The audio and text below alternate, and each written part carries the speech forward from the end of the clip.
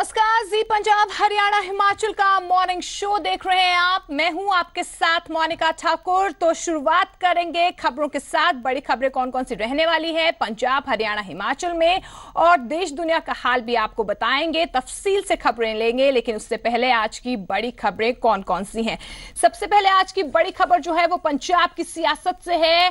सुखबीर बादल आज दूसरे दिन चुनाव प्रचार में जुटे हुए हैं। जी हां, खडूर साहिब उपचुनाव को लेकर प्रचार ने जो है वो रफ्तार पकड़ ली है। आज लगातार दूसरे दिन शिरोमणि अकाली दल उम्मीदवार के लिए पार्टी प्रचार करेगी। पार्टी अध्यक्ष और पंजाब के डिप्टी सीएम सुखबीर बादल खडूर साहिब में आज जनसभाएं भी करेंगे।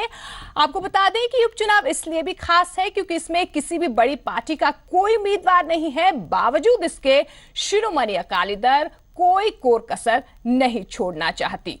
चलिए आगे बढ़ते हैं। आज की दूसरी बड़ी खबर भी आपको बता दें पंजाब से ही रिलेटेड है। आज केंद्रीय गृह मंत्री राजनाथ सिंह से अकाली दल के जो एमपीज हैं वो मुलाकात करेंगे। आपको बता दें कि गृह राज्य मंत्री किरण रिजिजू ने पंजाब को अशांत क्षेत्र बताने वाले बयान पर जो है कहीं ना कहीं जो सियासत है पंजाब में गर्मा गई है, और इसी बयान पर आज जो है जितने भी एमपीज हैं ये बातचीत करने वाले हैं गृह मंत्री राजनाथ सिंह से।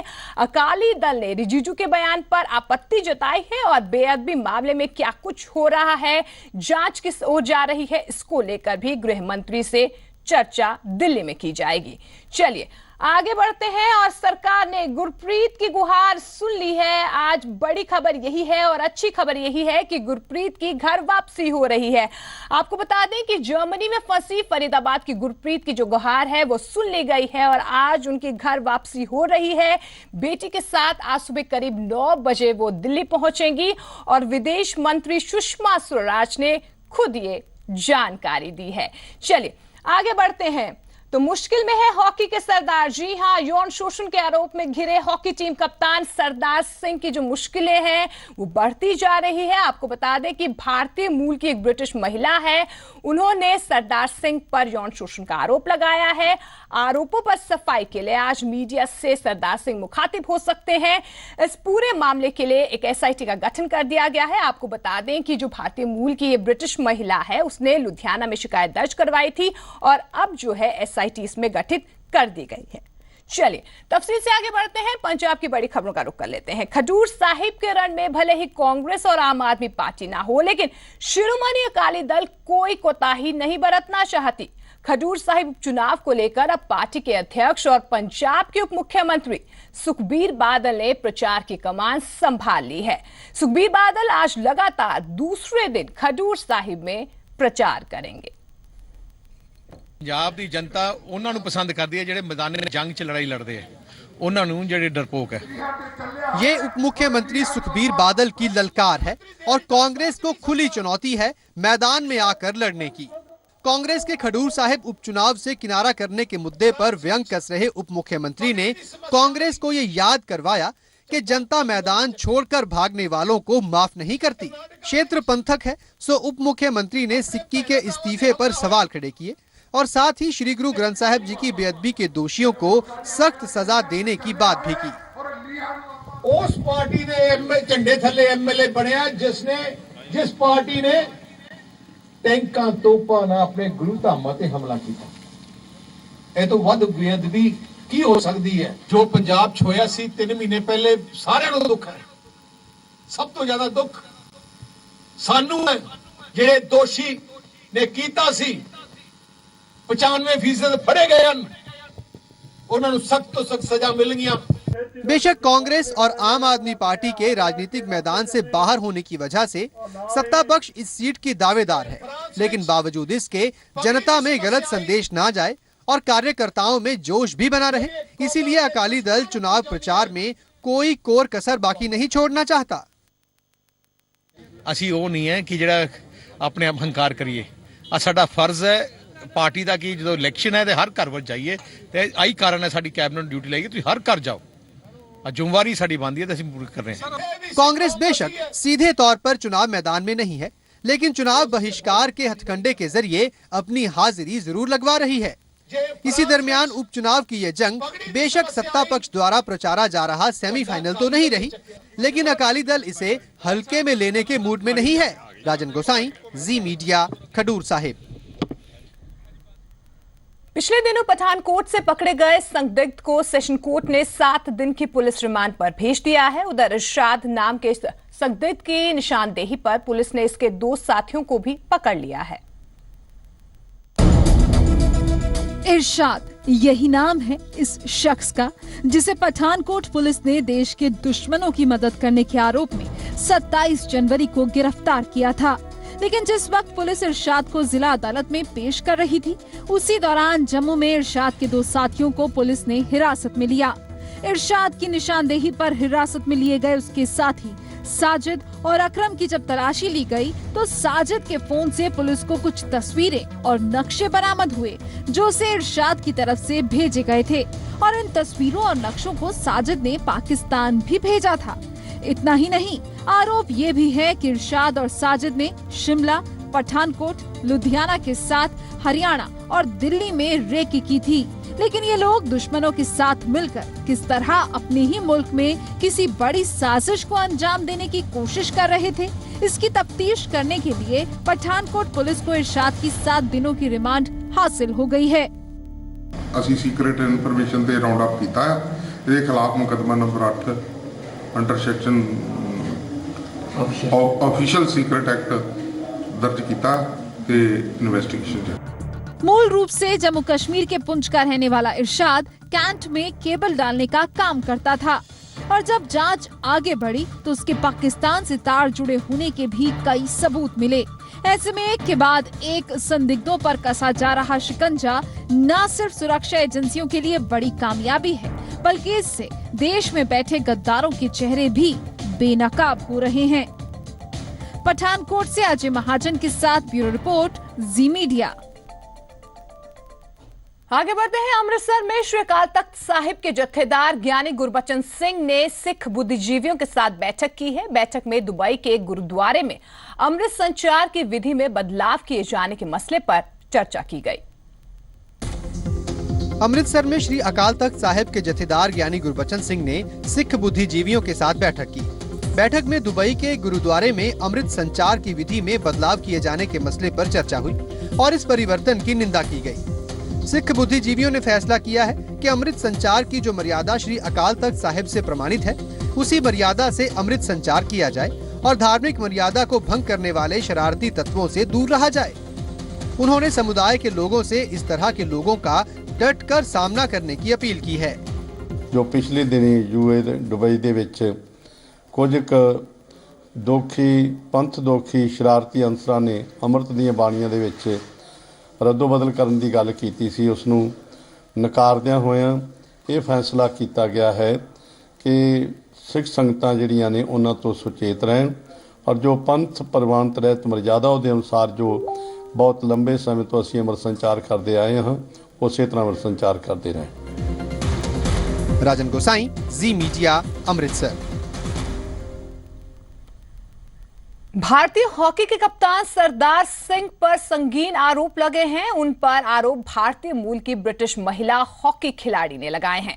महिला ने खुद को सरदार सिंह की मंगेतर बताते हुए उन पर यौन शोषण का आरोप लगाया है। हालांकि इन आरोपों को सरदार सिंह ने खारिज कर दिया है और आज इन आरोपों पर जवाब देने के लिए वो मीडिया के सामने आ रहे हैं। भारतीय हॉकी के कप्तान सरदार सिंह सवालों में हैं। सरदार सिंह पर भारतीय मूल की ब्रिटिश हॉकी खिलाड़ी ने यौन उत्पीड़न के संगीन आरोप लगाए हैं।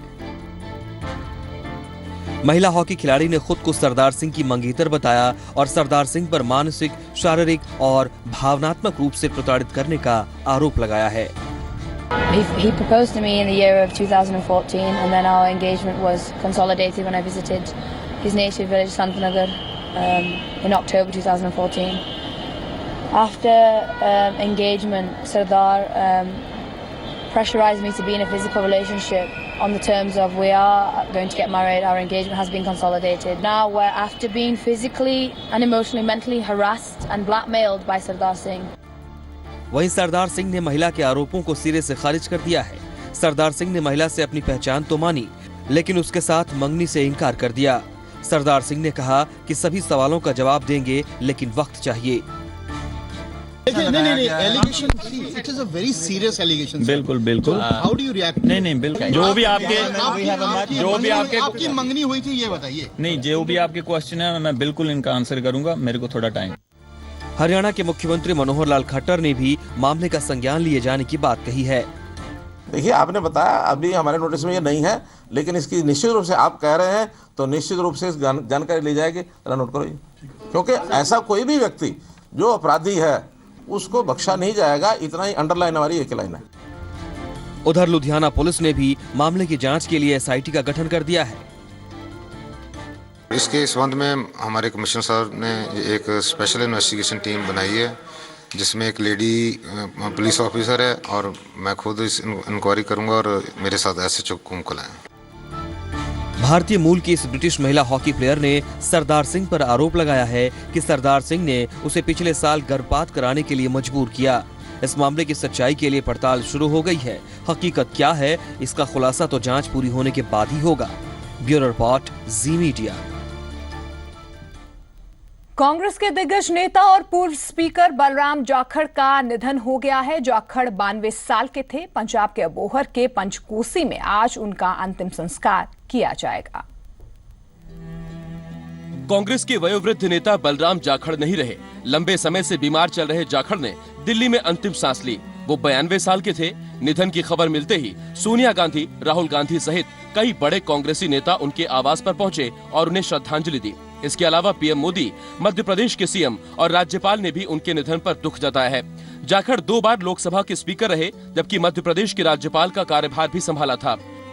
मैंने ऐसा स्पीकर नहीं देखा जिसने हाउस को इस तरह कंट्रोल किया और बाप की तरह उस हाउस को चलाया। बहुत दुख है कि बलराम जाखड़ जी ਜਿਹੜੇ ਬਹੁਤ ਹੀ ਸੀਨੀਅਰ, ਬਹੁਤ ਹੀ ਵੱਡੇ ਲੀਡਰ ਪੰਜਾਬ ਦੇ ਰਹੇ ਆ, ਬਹੁਤ ਵੱਡੀਆਂ ਪਦਵੀਆਂ ਤੇ ਰਹੇ, ਅੱਜ ਆਪਣੇ ਵਿੱਚ ਨਹੀਂ। मैं दुख प्रकट करता हूं।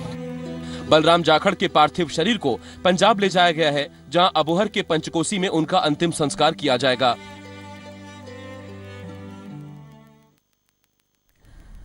आइए अब एक नजर डालते हैं बलराम जाखड़ के सियासी सफरनामे पर। पंजाब की मिट्टी में जन्मा और राष्ट्रीय राजनीति का एक बेमिसाल दिग्गज अपनी यादों का अनमोल कारवां छोड़कर दुनिया को अलविदा कह गया। कांग्रेस के दिग्गज नेता और पूर्व लोकसभा अध्यक्ष डॉक्टर बलराम जाखड़ ने दिल्ली में आखिरी सांस ली। ब्रेन स्ट्रोक की बीमारी से जूझ रहे जाखड़ पंजाब, राजस्थान और देश की राजनीति का वो सितारा थे जिसने विधायक, सांसद, केंद्रीय मंत्री, स्पीकर और गवर्नर के रूप में सियासत की बेहतरीन पारी खेली। 23 अगस्त 1923 को पंजाब के फिरोजपुर जिले की अबोहर तहसील के पंचकोसी गांव में जन्मे बलराम जाखड़ करीबन 93 साल के थे और कांग्रेस नेता सुनील जाखड़ के पिता थे। कांग्रेस की राजनीति में एक सक्रिय नेता रहे बलराम जाखड़ ने 1972 में पंजाब विधानसभा सदस्य के रूप में चुनाव जीतकर अपने राजनीतिक करियर की शुरुआत की थी। जाखड़ 1980 में फिरोजपुर से सांसद चुने गए और 1984 में उन्होंने राजस्थान की सीकर लोकसभा सीट से चुनाव जीता। 1980 से 1989 तक लोकसभा अध्यक्ष रहे जाखड़ ने लोकसभा के कामकाज में कंप्यूटराइजेशन की शुरुआत की और हमारे संसदीय लोकतंत्र को सुदृढ़ और समृद्ध बनाया। इसके अलावा नरसिम्हा राव सरकार में केंद्रीय कृषि मंत्री रहे जाखड़ ने कृषि के क्षेत्र में भी महत्वपूर्ण कार्य किया और अतुल्य योगदान दिया और कृषि के बेहतर विकास पर जोर दिया। जून 2004 से 2009 तक मध्य प्रदेश के राज्यपाल रहे जाखड़ का वहां की राजनीति के साथ साथ राजस्थान की राजनीति से भी गहरा जुड़ाव रहा। सियासत के कई स्वरूपों से जुड़े रहने के कारण बलराम जाखड़ का कद देश की राजनीति में साल दर साल बढ़ता रहा।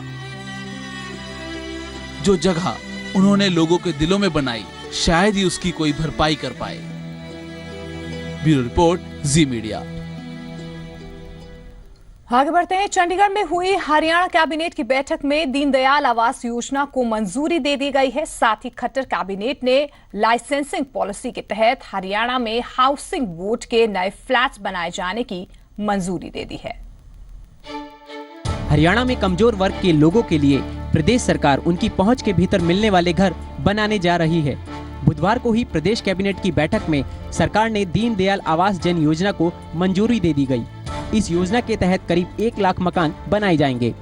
आम जनता के लिए, गरीब जनता के लिए आवास व्यवस्था ये सबको मिले, इसलिए हमने दीनदयाल जन आवास योजना ये लागू की है। और इस दीनदयाल जन आवास योजना के अंतर्गत अफोर्डेबल हाउसिंग स्कीम ये हम लेकर के आए हैं। लाइसेंसिंग पॉलिसी के तहत हरियाणा में हाउसिंग बोर्ड के नए फ्लैट भी बनाए जाएंगे। सीएम खट्टर ने ICCR और हरियाणा सरकार के बीच MOU की भी जानकारी दी। जो ICCR भारतीय सांस्कृतिक संबंध परिषद और हरियाणा सरकार, इन दोनों के बीच में 2 दिन पहले एक MOU हुआ है। इस MOU के माध्यम से देश और न केवल देश बल्कि विदेशों में भी हरियाणा के कलाकार वो जा कर के हरियाणा की संस्कृति, यहाँ के सांस्कृतिक कार्यक्रम, यहाँ का जो लोक नृत्य, लोक गीत आदि कार्यक्रम वहाँ जा कर के भी इनका आयोजन कर सकेंगे। हरियाणा कैबिनेट ने प्रदेश के 2 शहीद झज्जर के रमेश कुमार और प्रदीप सिंह चौहान के आश्रितों को नौकरी दिए जाने की भी बात कही। 2 शहीद परिवार, शहीद रमेश कुमार निवासी सिलानी गेट झज्जर और शहीद प्रदीप सिंह चौहान सिपाही सशस्त्र बल,